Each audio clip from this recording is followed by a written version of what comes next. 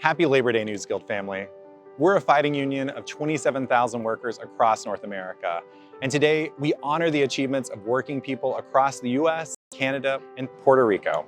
Today, we recognize our ongoing fights for dignity on the job and for the communities that depend on the news that we create. This past year, the power of our movement has been undeniable.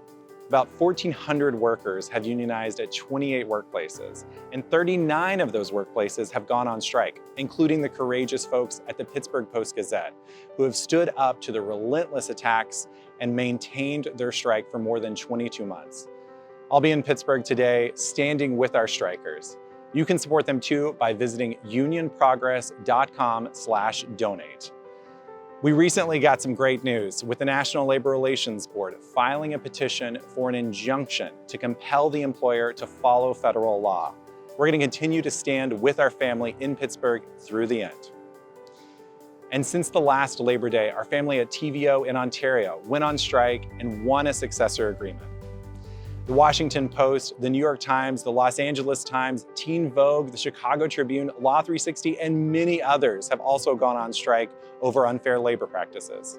It's clear that we are not afraid to take collective action, including up to a work stoppage, to demand respect in our workplaces. And that's how we'll keep winning, standing together as workers, fighting against corporate greed, hedge fund bosses, and the billionaire class, which is uninterested in our values and those of the readers and the folks that we support every single day. We're winning amazing contracts at a record pace. In just the last 3 years, we've secured more than 90 first contracts, building our members up through training and making sure that they are the leaders at the bargaining table. And we've opened up bargaining and invited in our colleagues, leaning into our ethical requirement to be transparent and letting the boss make a fool of themselves in front of everyone. We've won first contracts at the Allentown Morning Call, Common Cause, the Orlando Sentinel, Condé Nast, Politico, the Arizona Republic, and many more places. We've also won record legislation. In New York and Illinois, we've secured millions of dollars to create tax credits for news jobs at the local level. That's the first time in US history we've won that. And we've stayed in that fight by working together. We can't let hedge fund bosses be the only voice in the halls of Congress or in our state legislatures. We cannot be objective about our own demise. Beyond newsrooms, we've stood in solidarity with workers at other unions who have long been NewsGuild members.